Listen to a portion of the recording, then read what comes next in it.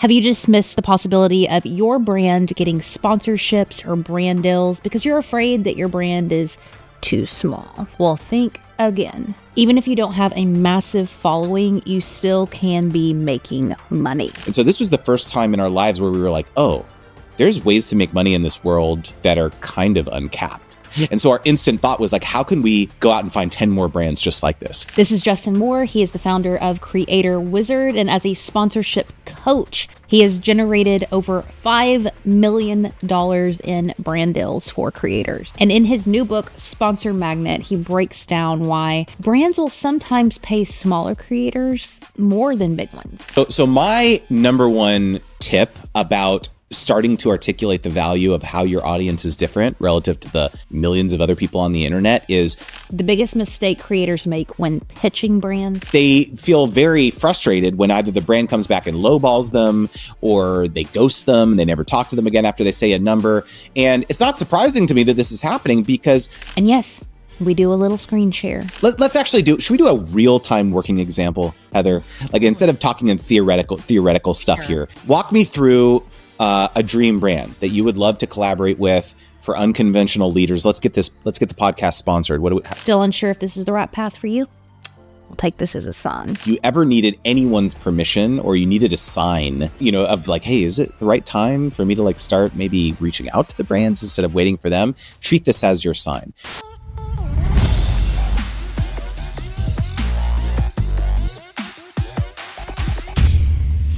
Justin Moore with us today. Somebody sitting on an airplane with you, complete stranger, and they look over and they're like, what do you do?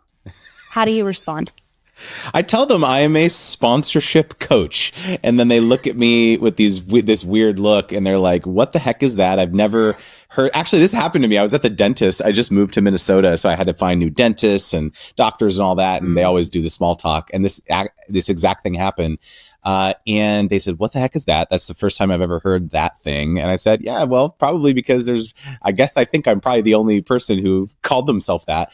But basically, I educate you, I coach you around the process of collaborating with brands and companies. This grew out of, 15 years that my wife and I did this personally as creators, as well as running an influencer marketing agency for about 7 years, getting partnerships for other people as well. And so over the last 5 years or so, I've started coaching people on this process. And very surprisingly, it's not just influencers. I think a lot of people maybe listening or watching are like, oh, I'm not dancing on TikTok. How is this relevant to me? Probably the most surprising thing is that I have had so many different types of people come out of the woodwork who would never call themselves a creator or an influencer or anything like that, but they have built some sort of, maybe it's an in-person event, maybe it's some sort of newsletter or online community or in-person community or whatever, where they actually are doing sponsorships, or they're thinking like, you know what, maybe working with corporate sponsors or something could be a way in which I offset the costs of this thing that I'm building. And so it's been pretty exciting working with all sorts of different types of leaders and creators over the last number of years. And you're not just BSing, you guys have lived through it, because first you figured it out with your wife and built something really powerful and then started helping other people do it. Now you go into depth in your book, which by the way, I love. Y'all look at this. These are all of the questions I have that I knew I could fit into an hour. There would probably be more. I just freaking devoured this book. But high level, give us the overview with April, what happened there, and then what you were able to build into. Yeah, so really how it started so this was in 2009 when she started her first YouTube channel. Well, first of all, before we got together, she had never watched a single YouTube video. And she was like, one day we were like kind of sitting on the couch and she has always loved doing makeup and cosmetics and testing out skincare products and things like that. And I don't know, I randomly just told her, I was like, honey, I feel like you should start a YouTube channel. You're so like good at this stuff. Like you whenever you tell me about the products that you're trying out or something, it's always so fascinating to me. And I feel like there's other people out there who might be into this. And she was like, nah, no, there's no way. And so took a little bit of prodding, but ultimately she's like, okay, let's give it a shot. And so she, 2009, filmed her first video, and pretty quickly, people started watching, people started getting really excited. Again, this was like very early days. Like there was a few people starting and kind of doing makeup, kind of the whole makeup guru era back in the day. But not a lot. Like it was still, a pretty new thing. And so she pretty quickly started growing subscribers and viewership, and brands actually started reaching out pretty quickly. To their credit, a lot of brands realized like, oh, if we send people, so first of all, they weren't offering to pay us. It was like, hey, let's send these people free stuff. And if they talk about us in their videos, we make sales. It was like a very clear like formula for them, right? And so the beauty and skincare, cosmetic, the kind of the renewable, or the brands that you purchase stuff a lot, realized that there was a value in doing this type of thing. And so in the beginning, she was so excited to get this free stuff because we were in our early 20s, we had no money, and so we were like, anyone who's into cosmetic skincare knows it's pretty expensive. So free makeup palette, free hair curler, sure, send it over. And it was that way for years, Heather. It wasn't like it was, we got wise after a month. No, it was like we really didn't understand the value that we were providing to this brand. And that's actually what happened. So ultimately, I went back to school to get my MBA at night after work. So I was in medical devices actually at the time, kind of supporting my wife in the background. And I started taking these classes around like advertising and marketing and negotiation. And I just went to April one day and I was like, I really feel like we're getting the short end of the stick here. Like a $30 bag of potato chips is really not adequate like compensation here for the value you're providing here. I would see hundreds of comments on all her videos like, oh, thanks so much. Never heard of this brand, just went to the store and got it. Right. And I'd be like, okay, something's got to give here. And so this is when we decided to go back to the next brand basically and say like, hey, do you have a budget? A compensation like to collaborate with us on this. And the very next brand that we used that line on, they said, oh yeah, sure. If you can include us in 2 videos a month, we will pay you $700 monthly. And we were like, what? Because April was a preschool teacher at the time. I was still on the kind of the corporate track. And I think a lot of people listening to this this resonates where it's like, we were only ever used to being paid the same amount every 2 weeks, right? A 9 to 5 income. It doesn't fluctuate. And so this was the first time in our lives where we were like, oh, there's ways to make money in this world that are kind of uncapped. And so our instant thought was like, how can we go out and find 10 more brands just like this, right? And so this is what ultimately led us on the path of quitting our jobs, both of us, her first, then me. We've done over 550 partnerships personally over the years, made over $5 million doing it. So it's like it's completely changed our life. Unbelievable. And what I love about this, I didn't expect it picking up this book, but there's one piece where knowing how to intelligently respond to things coming in. And then there's this a crazy empowered piece that when you understand how it works and the opportunity there, you can then go out and seek out these opportunities. Let's start at the very, here we go. You ready? Roll up your sleeves. Heather's got questions. You start off talking about the surprising transformative promise, or STP. And I think this is really important because we get caught, I know I do, on numbers. So, well, I don't have 1 million followers, so I can't, get these deals or whatever. But you bring it home that if you understand your STP, it's very clear there's a world of opportunity for you. So can you walk me through that? Yeah. So I think that anyone who has ever built up a business or a presence on the internet, let's say, the first inclination about how to talk about yourself and the content that you create, it's very narcissistic. It's like a, lifestyle creator or I create beautiful food videos, and it's like feels very generic and it feels very me focused. Oh, just my daily life, sharing my daily life, this type of thing. And if you, first of all, imagine you're a prospective follower who lands on your profile and they look at this and they're just like, I don't know if I want to how is this person going to help me? This is what everyone's selfish. They're thinking like, what am I going to get out of like following this person, whether it's entertainment, whether it's education, whatever it is. there's a very split second decision that people make, like a prospective, just everyday person, when they're trying to decide whether to follow you or engage with your content. The same process takes place when a prospective partner or brand or sponsor lands on your profile, when they're out there trying to find people to collaborate with. They're out there trying to recruit people. And so they land on your profile, and the very first question that they have, pretty much the only question that they have, is, if we hired Heather, would her followers be influenced by her to purchase our product? Yeah. That's all they want to know. They don't really care about you. Yes, of course, you have to, fit kind of the mold of the types of people that they think would be good partners of them. But at the end of the day, you serve as the conduit for them to access a big pool of prospective customers, right? And so the surprising transformative promise exercise helps you hone basically your elevator pitch, your one-liner, where it's like, okay, I understand that everyone in Heather's audience is having this acute issue that our product solves. And so I think that this is like a very helpful exercise.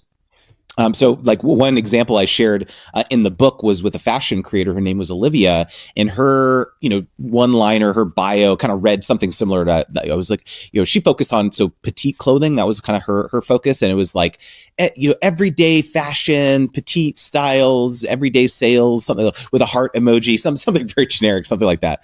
And she was really struggling to get brand partnerships. And so we kind of went through this SCP process. And so the surprising element is that, well, first of all, she's focusing on petite clothing. That's a surprising thing. Like, oh, I didn't actually know that, like, this person, I can expect that this person only talks about that thing. The transformative element is, hey, how can we help this follower or this brand understand that we're going to take people from here to here, from point A to B? It's a transformation. It's an outcome, right? And a promise is that we're actually making a promise to the viewer, to the follower, that I'm going to help you do something. So her STP, her bio, ultimately became helping you, right? So the promise, helping you find petite fashion to look and feel your best. So that the transformation is like, hey, what are you actually going to accomplish by following me, consuming my content, et cetera? And so imagine you're now a petite clothing brand who lands on Olivia's page, and you think, great. All 14,000 people in Olivia's audience have this challenge that our brand, that our clothing solves. Let's go hire her. And so I think that this can apply regardless of whether you're a creator, influencer, business owner, whatever. If you have to do the work to kind of distill, what is it? How are you going to serve, whether it's prospective followers or future partners? How do you get creators? It's called, I think in Win Without Pitching. He calls it the brave business decision, because there is so much resistance, man, to narrowing that piece down and boldly saying it. How do you personally walk creators through? Because they'll say, well, I don't know what that is. Like, I'll have an umbrella view, but stealing down into it, there's a lot of unclarity there. And then it takes a lot of bravery to just put your stake in the ground. It very much does, because I think the intuition is like, well, if I pick a niche, if I pick a focus, then it's going to limit my opportunities, or it's going to limit my growth of my audience, because there's just less people out there to follow this niche topic. But it's that old adage that, like, if you're serving everyone, you're talking to everyone, you're talking to no one. This has really been my experience, having done this over 15 years, is that when you can be the person for that thing, that's how people recommend. People need to be able to put you in a little box. At the end of the day, they need to be able to be like, he's the guy for this thing, right? And I could share my own anecdote of, like, being a sponsorship coach over the last 5 years. Is that basically my insight was that I didn't see anyone talking about brand partnerships in a positive way. If you look at TikTok or X, the vast majority of the time when you see other people talking about the process of collaborating with brands, they're talking crap. They're saying, hey, this brand's, screwed me. This brand is trying to take advantage of me. They're trying to, take advantage of the small creators. Like, it was this horror story. And so if you're just a random everyday follower, person trying to aspire to be a creator or influencer or whatever, you'll read that and be like, oh, working with brands must be awful. I'm either never going to do that, or I guess that's just how it works. Like, I have to steel myself to go into the octagon every time a brand reaches out to me and they're just trying to, like, mess with me.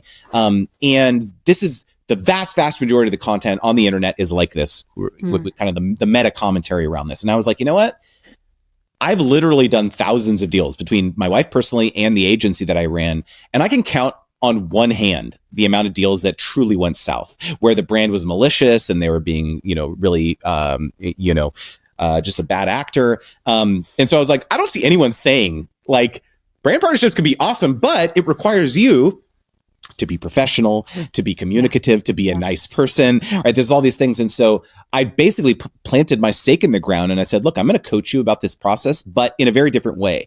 I do not believe that brands are evil. In fact, I actually think that they're humans on the other side of this. If you can treat them like humans, it's going to be amazing. You can win, the brand can win, your audience can win. It's not this gross thing. And so I think at the end of the day, you really do have to understand and realize that the more narrow that you can get, obviously you don't want to be so niche that like the total addressable market, the TAM of your audience is like 5 people. But like finding what is that like focus where there's, enough people that would be interested in that subject while at the same time having a spiky enough point of view, I think is critical. You said one of the most significant opportunities for creators I coach is helping them detach their rates from their views, downloads, impressions, audience size. This is often a great barrier to landing lucrative sponsorships, especially for smaller creators. My question to you with that sounds cool. Amen. Hallelujah. We don't got to have 1 million followers. How do you, let's say I have that value just narrowed down in my bio, like it's super clear who I help, how I help them, what's the transformation. Now brands are coming and looking at it and seeing that I have 2,500 followers. I may know that I'm serving the hell of these people and those 2,500 people are the people. How do the brands know that these folks are engaged? Is there something I can do to communicate that value to them?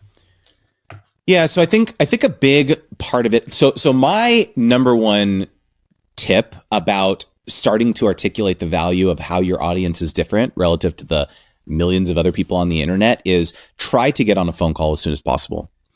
Because when you can establish that initial rapport during this kind of discovery phase, they'll start to realize that there's other value that you can provide to them other than the amount of followers that you have or the amount of views that you're getting, especially if you are someone who has a deep knowledge about the psychographics of your audience. You'll understand what's keeping them up at night. You'll understand their problems, especially if you have more of a focused niche. This becomes even more critical because let me answer this by actually sharing a quick anecdote. So one of my coaching clients, her name is Dr. Alex.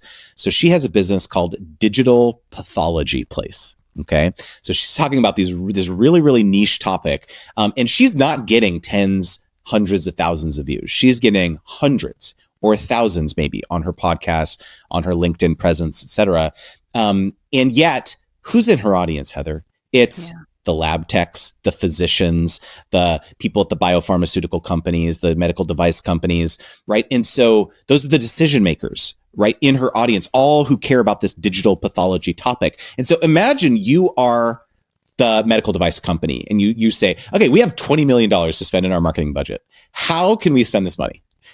It's challenging, right? Okay, well, I guess we could spend it in the trade magazine, the prehistoric trade magazine that no one reads anymore that's sitting in the doctor's office, or we can advertise at the, maybe try ads, pay-per-click ads on Google, broadcast TV ads, right? And so they think about all these different ways in which they can reach their ideal decision maker at these clinics and hospitals and things like that. Or, hey, maybe we should go out there and find people who have built this really engaged audience on the internet of people who are interested in this niche topic. And so the fact that she's getting hundreds or thousands of views is kind of irrelevant to them because the types of partnerships that Dr. Alex is forging don't just conform to a standard brand deal that most people think about. Like, oh, I do a podcast ad read or a 90-second integration on my YouTube channel. No, they are flying her out to their conference. They're flying her out to their facility to do a tour. And so they're doing all sorts of really interesting things because she's the person.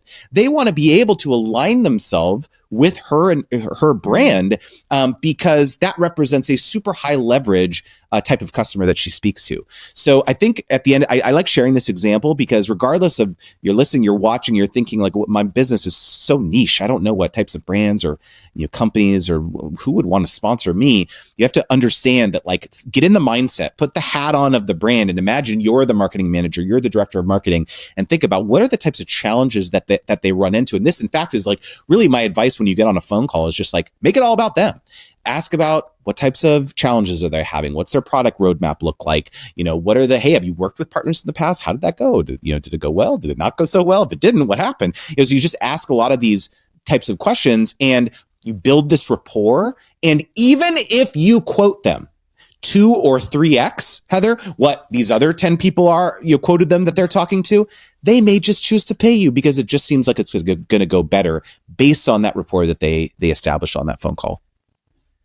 I'm guessing that if you have a quote smaller following or whatever, you may not be getting as much in your end or DMs. So it seems like this isn't where you put on that active approach and you understand your audience, you understand the brands you're reaching out to, you're approaching them and you're seeking out these phone calls. 100%. I think a lot of people think that the holy grail is if I build it, they will come. If I build this podcast, if I build this audience, and they just kind of sit on their hands and wait for these emails to come into their inbox.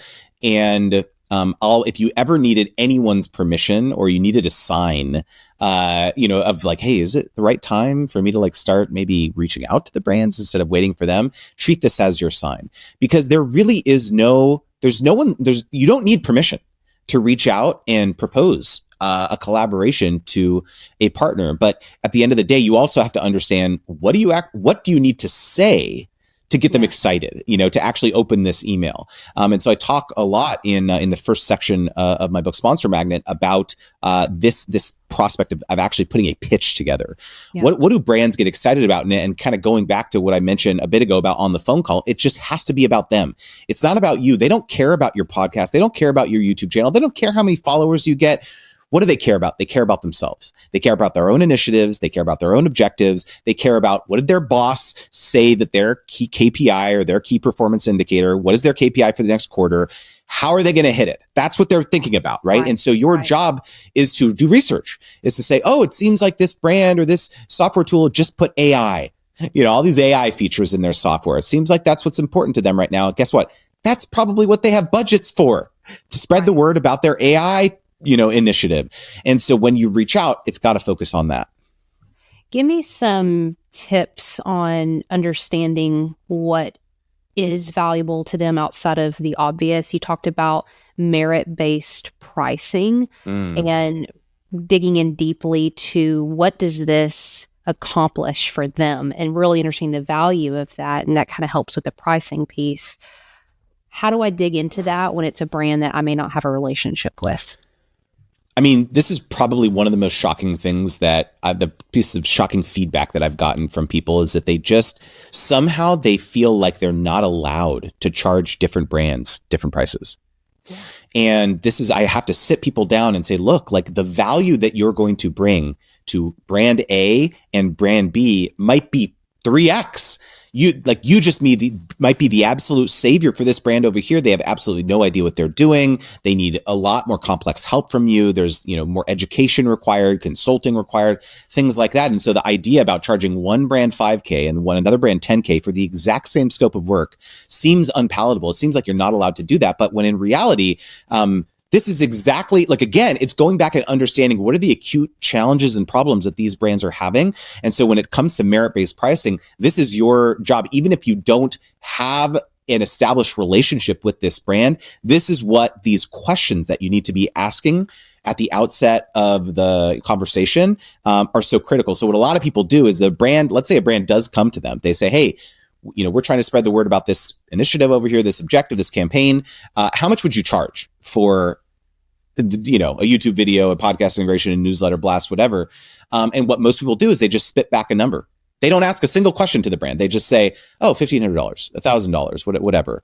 And they feel very frustrated when either the brand comes back and lowballs them or they ghost them and they never talk to them again after they say a number. And it's not surprising to me that this is happening because you have just illustrated to them that you are a commodity. Mm. You care nothing more than how much they're going to pay you. Even though they asked you, how much do you charge? Basically, you're encouraging them to only evaluate you based on price. And I know this for a fact because I ran the agency, because I was subcontracted by other brands and other agencies who basically would send me this spreadsheet, Heather. They would say, okay, hey, we're trying to run a monthly campaign for HelloFresh or something, right? Or Audible, who's, at one point they were spending $1 million a month on creators at creator acquisition. And so they had this gigantic spreadsheet and they say, okay, just put all the people that, you can potentially help us work with one row at a time, put their link, put their average views or downloads in here, put their kind of CPM or CPV, their cost per 1,000 impressions or cost per view in here. And then send this back to us, and we'll talk with the client and see what happens, see who they want to move forward with. And if the price would just exceed what they were willing to spend, they would be like, delete the row. We don't want to work with that person anymore. And so if all you're doing is, encouraging them to evaluate you based on price, that's a big problem. Of course, you're going to lose a bunch of business. And so really what I encourage people to do is you've got to open the conversation. You've got to say, what is your objective? What are you trying to accomplish? Let's talk about this, because, hey, you may think that a video integration is going to be the best fit to accomplish your objectives. But after you learn, after they say, oh, well, thanks for asking. No one's ever asked us about that. Actually, one thing that we're trying to do is, after we get this footage from your YouTube video, we want to cut it down into a 30-second version that we can use to run advertising. And you go, oh, that's good to know. Well, in that case, I would actually recommend that instead of me doing a YouTube video, I could actually make you 5 30-second videos that I don't even post. I'll vary up the hook. I'll vary the call to action at the end. And you could just use these to throw it in the ad, black box on Meta or TikTok or whatever it is, and see which one performs better. It's going to be 10K, probably twice as much as I would have charged you for a YouTube video, but that's what you said is your goal, is your objective. And so this is an absolute game changer to be asking these questions, because what you propose has to change. What do I put in my first email to get the right person on the phone? Because it would be very easy to disregard me. It's like, oh, here's somebody wanting us to sponsor them or whatever. How do you frame it in a way that they know that you are going to ask empathetic, brilliant questions and actually deliver some value? Make it about them. The first sentence is about, hey, I saw that you're running XYZ campaign. Okay. I saw that you were running XYZ campaign. So let's say we're sitting here in, let's actually should we do a real-time working example, Heather? Instead of talking in theoretical stuff here, walk me through a dream brand that you would love to collaborate with for unconventional leaders. Let's get the podcast sponsored. What are we thinking here? Oh, I'll just make this fun, because everybody always makes fun of me for drinking energy drinks in all my videos. So let's say that would not be a dream brand by any means, but just let's roll with that because it's top of mind. Okay. Is there a specific energy drink brand? Celsius. Okay. Celsius. So I'm going to share my screen. Those are people who are listening. Come over to the video, because I'm going to share my screen and we're going to have some fun here. So let me pull up. So what I'm doing right now is I am going to pull up Celsius energy drinks Instagram.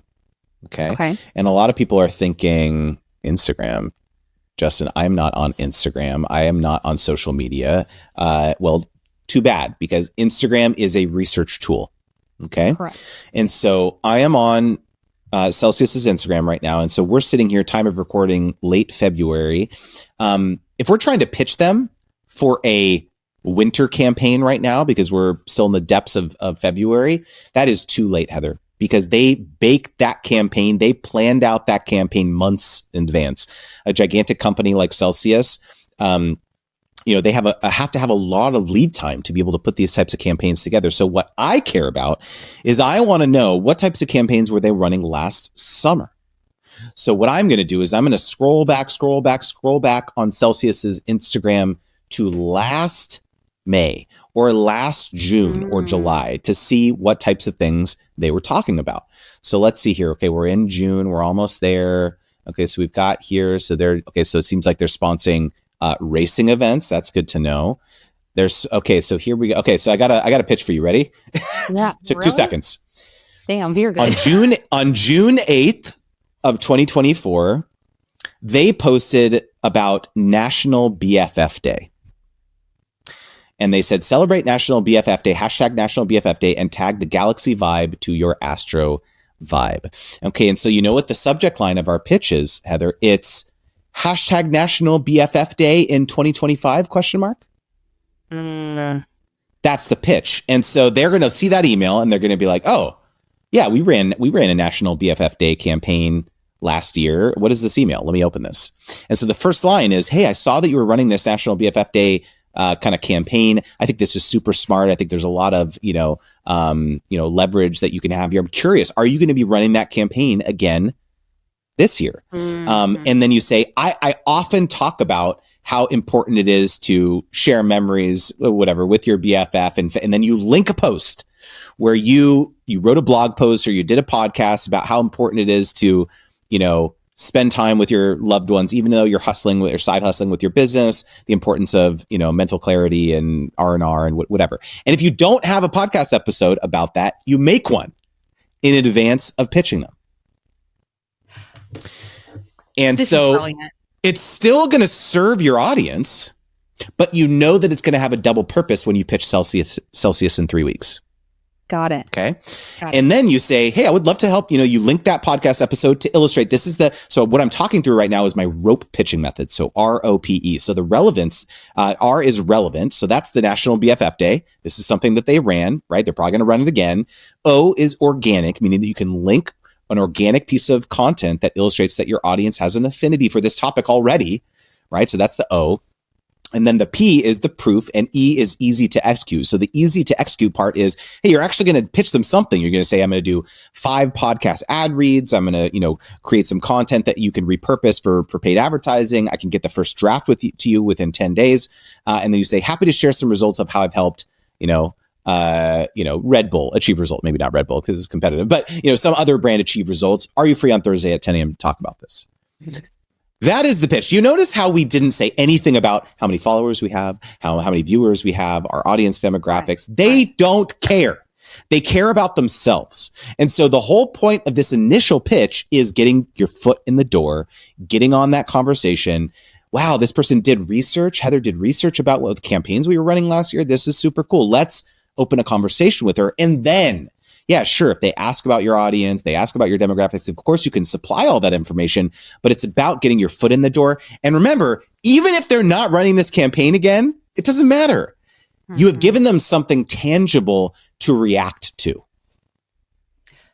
Let me repeat this back to make sure that I understand it. So a better example from Celsius is I don't know if you've seen my videos. I put all these clips together and then I have a book at the end and I slam it. I have done this. I have had some repeated books and I've had repeated podcasts. People I've don't know personally. They didn't ask me, but I just loved their content. So let's say Rick Rubin, I've talked about the Creative Act. I know it's gotten hundreds of thousands, millions probably of views with all the combined videos. I love his work. And so I have proof that I have used his stuff before. So if I go back and look through if they had different campaigns for the book or the show or whatever, reverse engineer what they're doing and say like, hey, I've seen that you've done it this way. Here's a way that I've shown your book, your podcast, whatever. And so you're tying back what they've done with what you've done. And if you have a real example of how you use their stuff, that's how you pitch it. Well, think about it from their perspective. They don't have like piles of money laying around to just pay random people that reach out saying, hey, will you sponsor me? They don't have money for that. They have budgets for their own initiatives. And so probably they have internal initiatives at their company for their brand, whoever it is that you're pitching to accomplish this thing over here. And so the whole goal is it's a positioning exercise. You're not leading with, hey, sponsor me. You're leading with, hey, I saw you're trying to do this thing over here. I can help you accomplish that by sponsoring me. So it is a positioning exercise. One of the things you talk about is making sure there's a win for not just them, not just you, but also for your audience. And so a win-win-win. One of the questions I had about that is, are there other ways for an audience to win besides a discount? Are there any examples, all the people you've worked with, where they got really creative and figured out a win that wasn't 10% off the greens? I mean, a win can be just exposure to a solution or a tool that is going to meaningfully improve the lives of your audience. But that only happens when you know for a fact that they're having that issue. So what I mean, a big problem that I think a lot of people face when they do sponsorships is maybe you have done a partnership and it didn't go well, right? There was no sales, didn't get a lot of views, there wasn't much engagement from your audience. It just seemed kind of like this. Like this is when you published the partnership, it just was not very. It was not. Where did you get that? It was not impressive. Sorry, I just had to do it. And so the reason oftentimes that happens is that you sit alone in your room and you think, what types of brands would be great for me to collaborate with? Or you get a random email from a brand that you've never heard of and you're like, oh, they're going to pay me. Let me talk about them. Right. And so it's not surprising when you do these partnerships and they don't perform well because you didn't involve your audience or learn more about your audience to really feel confident that if you do this, if you talk about this brand, people are going to get excited about it. And so one of the first exercises that I encourage people to do at the outset of their journey when they're trying to decide the types of brands to partner with is to do a survey, what I call a psychographic survey of their audience to learn more about them. Hey, what types of jobs do you have? Are you married? Do you have kids? What types of brands and products and services are you using and loving right now? Asking about, what's keeping you up at night? These types of questions. So imagine, let's say, like a random example, let's say that you did this survey for your own audience, Heather, and you found out that you have 35% of the people in your audience have brick and mortar stores. Okay. Wow. I didn't realize that. I thought it was like all, internet entrepreneurs or people who have different types of small businesses. But wow, I didn't realize that the reason that people are following me is because they're trying to figure out ways to grow their physical location business. Well, and they say to me like, oh, I'm having a lot of challenges with recruitment or just retaining employees. I don't know. I'm making it up, right? Okay. You would probably never think about that. You would never think that like, oh, I didn't realize that like people in my audience were having that issue. Maybe I should go out there and pitch a recruiting company who specializes in, either finding employees, training people, retaining people, whatever it is. Imagine how much better of a pitch that is now. Yeah. You're coming to this company saying 35% or 40% of the people in my audience are having an active issue with this challenge that your company solves. I would love to expose my full audience to your solution. So now when you come out with this partnership, when you come out with this sponsorship, you say, hey, I listened, and here we go. I went out and I found this partnership for you. It's going to make your life and business better. So you no longer are scared about doing sponsorships because you have uncovered this acute pain that your audience, that your customer, your clients are having. And so I think it's just a transformative moment when you realize that finding the win for your audience is as much about, discount is great, but like if you know that it's going to help solve a profound problem in their lives, that's an equally a win. One of the things, there was a few that I wasn't expecting to get out of this book. Sponsor magnet, it's linked up in the show notes. I just freaking devoured it. Was this consultant piece that comes in where you have more of a voice that you can actually suggest things, because here's, brands come, it's like, oh my God, a brand, the holy grail, the gods.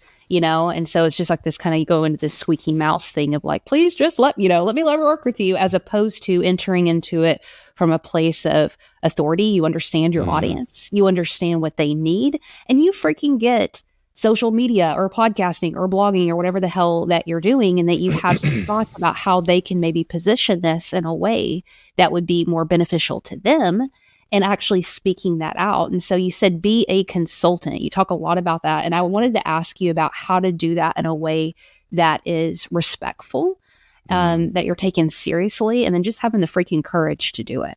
Yeah. So you're totally right. Like, I think the default position when most people start engaging with prospective sponsors is a power imbalance. They look at, it's like a David and Goliath. Wow, it's this big brand all the way up here. They're making millions, billions of dollars a year. Little old me here. They want to work with me.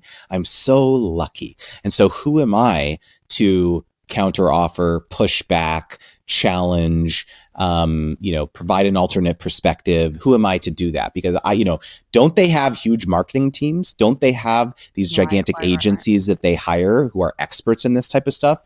And my experience, having run the agency, really opened my eyes to a lot, which is that brands do not have it all figured out. A lot of times they come very humbly with their hat in hand and they say, we don't know how to do this. We actually don't understand TikTok. We don't understand Pinterest. We don't understand podcasting or YouTube. Like, what's the best way in which to like collaborate with these creators? How much creative control do we have? Like, there is so many brands who have literally never worked with a single creator, which might be mind-blowing for people to hear, but like every day, think about that, back to the Dr. Alex example, right? Like a lot of pharmaceutical medical device companies, they've never done this, whether it's for legal, exposure reasons or risks or whatever it is. And so they're very kind of tentatively dipping their toes into especially when you're in kind of more of a traditional industry. And so my advice, in those scenarios is like, in terms of how do I summon the courage, so summon the confidence to actually feel like what I have to say is useful, is valid, is you don't insult them. I think that this is what a lot of people, when they try to do it, it comes off very, very condescending. So especially if it's in like a traditional industry, they'll say something like, "Why are you advertising in that trade magazine?" That no one reads that. Like, the wave of the future is social media. The wave of the future is partnerships. Like, you should spend that money on me, right? And so what happens oftentimes is that the person that you're talking with might have been the person to actually make that decision to like invest in that magazine or whatever. And so you're kind of calling them stupid, right? Also, think about it from their perspective. What's going to happen if they try this new thing out, which is hiring you as a creator, whatever, and it works way better? Are they going to be discovered internally where their boss or their colleagues are going to be like, we've been spending all this money for 5 years on these magazines or these things, and when all this time we could have been spending it on social media or something, like, you're fired. Like, again, think about, these are humans.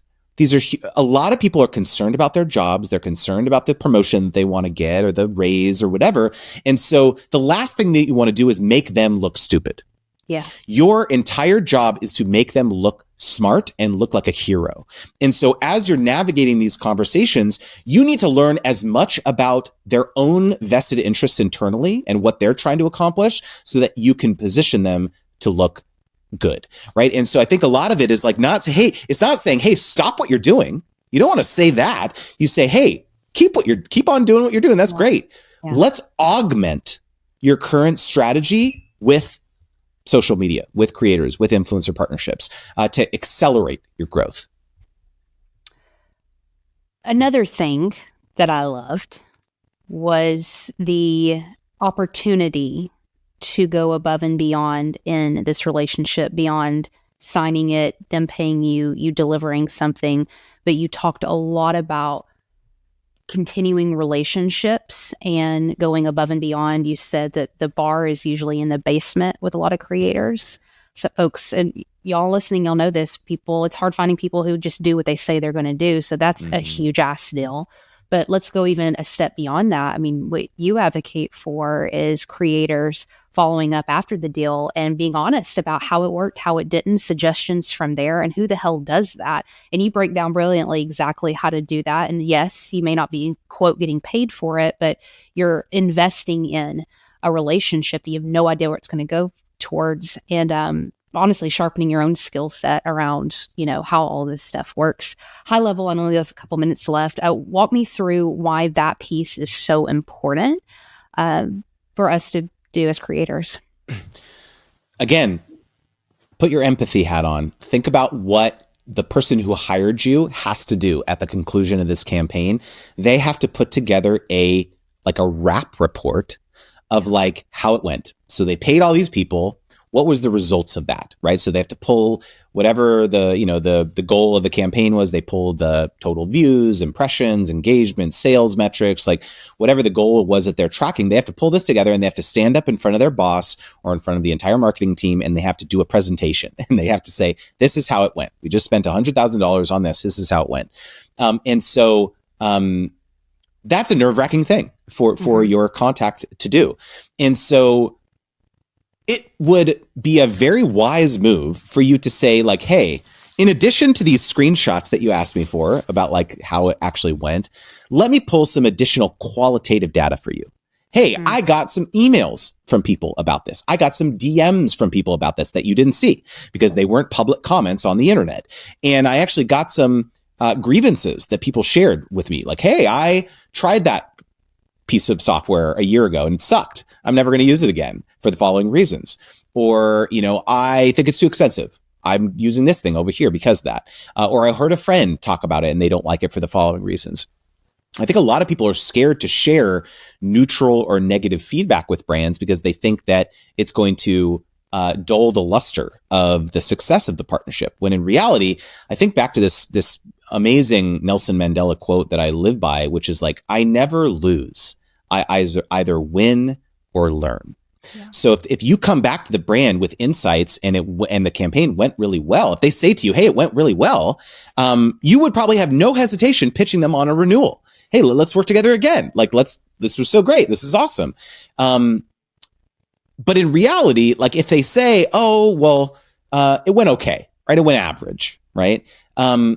That's great data. You could say, great. I'm so glad, thank you for this honest take. I have some ideas for why that might be. And it's, look, I got this feedback. A lot of people didn't realize, like, for example, that one idea, this actually has happened where we circled some feedback back to the brand about, oh, I tried it a year ago and it didn't like it. And the brand said, oh, well, we actually completely reformulated the product 6 months ago.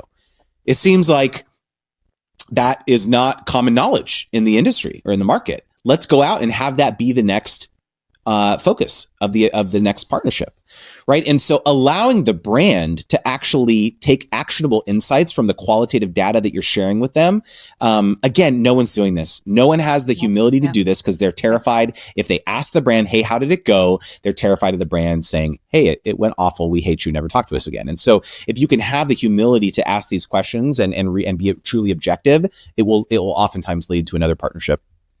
And what I love about that is it speaks to integrity. And at the end of the day, yes, we want stuff to work, but man, if you can find people who have integrity, you're going to probably go with them over someone else that there's a big question mark there. Mm-hmm. So, before I opened this book, I wrote a question in the back before I read it.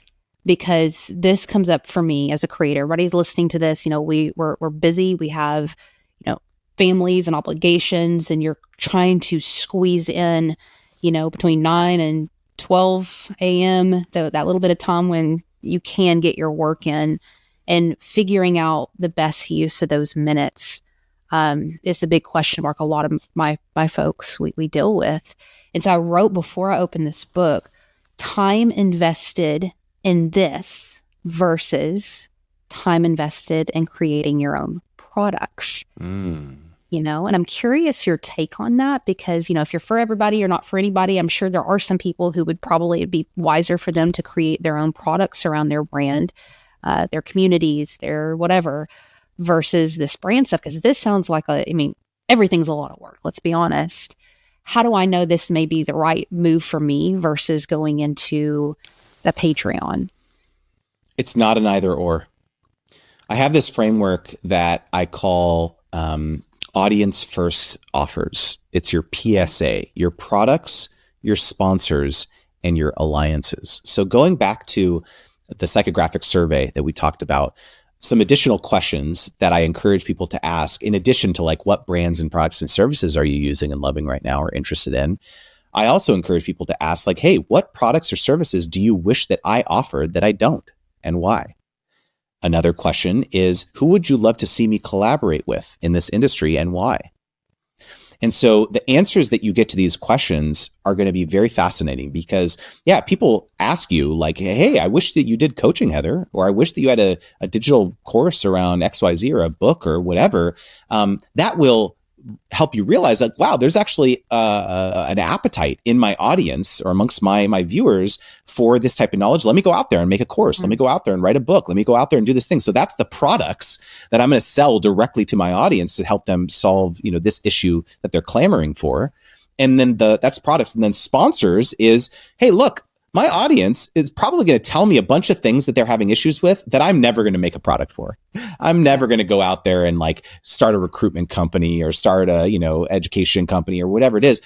So it behooves me to actually it's my job to go out there and find these sponsors to help my audience solve those issues, those challenges, right? And then the final bucket, the alliances, this is the one that scares a lot of people, where maybe your audience comes back in that survey and says, I'm having marital problems, Heather, because I'm working on my side hustle all the time. And my relationships, my friends, my family, my spouse, whatever, they're crumbling because of this singular focus that I have on building this business or whatever. You're not going to do life coaching. You're not going to do marriage coaching, probably, Heather, right? But your friend over here, they're great at that. I better be putting her in front of my audience because they're going to improve my audience members' life. And so I think a lot of people are scared to do this because they think, well, if I put my friend's course or my friend's coaching in front of my audience, they won't have any money to buy my stuff.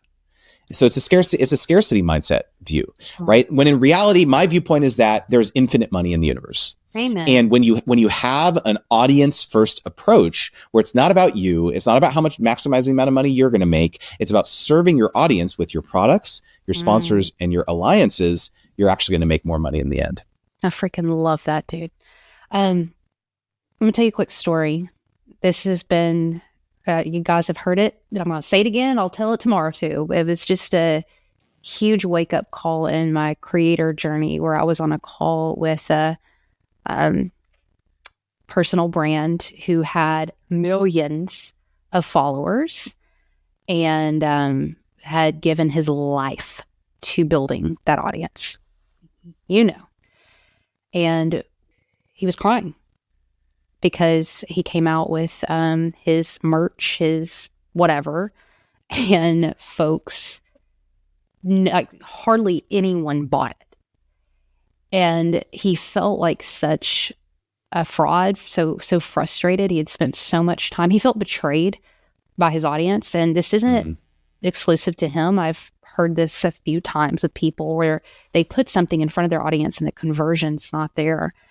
And I'm curious your take on something like that, because to me, that's almost the scariest outcome, is like working your ass off towards something that actually doesn't have value in it, because we put so much value on things that we think has value that really don't have value, aka followers, likes, all that stuff, when sometimes there is no business there. What is your take on that? I have two ways I'm going to answer this. The first is just a kind of a high level philosophical viewpoint on this. And the second is tactical in terms of how do you actually fix this. I think we're entering a new era of social media where the vanity metrics of follower count and subscriber count and things like that used to mean a lot more than they do today. Right. When you look at the algorithms of pretty much every social media platform now, they are deprioritizing who you're following, and they are prioritizing the actual content you're engaging with. I mean, this is the whole thesis of the FYP on TikTok, is like, it doesn't really matter who you follow. It's more about like, how long are you engaging, are you clicking like, save on various content, and you'll see more of that, right? And so growing a very large audience is pretty irrelevant, because the friction to actually follow is so low that is not usually an accurate signal of dedication, of how engaged people are for a particular creator. This happens a lot where I'll be at, like a random conference or talking with someone, and they'll be like, oh, there's this person on TikTok I love. They do XYZ. And I'm like, oh, what's their handle? And they'll be like, I don't know. They literally could not remember the person's name, couldn't remember the handle, because the algorithm just serves it to them. Right. And so this represents a significant existential challenge for people who are building on the internet of like, how do I find and stay connected with those really engaged people who do truly care about me and aren't just in my audience just to be a random everyday follower. And so the tactical advice that I can give, and this is I would recommend to everyone who's building anything, is grow an email list, grow an email newsletter where you have a direct connection with your most engaged audience members. I have treated this as my priority number one over the last 5 years, and I've grown my newsletter up to almost 35,000 creators. And so like, these are my people. This is my tribe. I get emails from these people. I get response like that. I consider that my primary platform, even though I'm on YouTube and social media and things like that. My email list, my newsletter, those are my people. And so I think that social media platforms are going to come and go. Social media, you're going to be, you might get demonetized. You might get your reach decrease. Like slowly over time. I've been doing this a long time. I've seen it happen over and over and over. And so like your email list is really the last bastion of connectivity that you can have with the people who really truly do care. And so it's tough though. I know it's very, very tough. And I think part of it is like people build up this resentment. They think like, I've been doing this over so long, so many videos, so much editing, and they can't even buy a shirt for me. They can't even buy my ebook for me or whatever. And so you gotta get rid of that mindset ASAP, because you're not owed anything in this world. It's about like my philosophy is like money is a byproduct of service. How are you serving these people in your audience, and go from there. Damn. We're not affiliated. We met for the first time today. So everything that comes out of my mouth from this point forward is the God honest truth. I freaking devoured this book. I loved it. I thought it would be interesting. I didn't know how much I would grow, not only just from a tactical side, but also my mindset as a creator of what is available to me. So this will be linked up in the show notes, and I need every single one of you to go buy it. Thank you. Is there anything else, Justin, that you would like to point our audience to? Thank you so much for having me. Honestly, if anyone listening or watching appreciated this conversation, we just really scratched the surface on like the types of things that the types of things that I talk about in the books. You can go to sponsormagnet.com, or in the show notes, as Heather mentioned. And really, what my most sincere and earnest hope is that you may be listening to this and thinking, I don't know if sponsorships are for me. You're kind of sponsorship skeptical. I really do think that picking up the book would be valuable for you to potentially change your mindset. Yeah. Very last question. We'll get you out of here. What is something in your life right now? It could be related to this or something completely different that you are deeply questioning and you don't have the answer to. Oh my gosh. What a great question. Just end us out with a bang. Why not? That's a great one. This is the first thing that comes up for me is, so my kids are 7 and 10. So my oldest is going to be out of the house in 8 years, if he goes to college. And that terrifies me. Wow. And a lot of where my headspace has been is that like, what will life be like when my kids are out of the house, and ensuring that I, for both my wife and I, what that next chapter looks like, because 10 years is going to go pretty quick, and so a lot of it is like, honestly, it's one of the reasons why I wrote the book, frankly. It was like, I've been thinking a lot about like, what is my legacy? What this brief time that I'm on this earth, I've made thousands of YouTube videos, thousands of social posts and all that stuff too. Is anyone going to remember those? Probably not. Will they remember a book? Maybe they will. And so it's things like that I'm, doing more writing, doing more thinking. I think that's what I'm going to focus on in my next chapter, but I don't have the answer. Justin, thank you for your time today. This is awesome. Thanks again.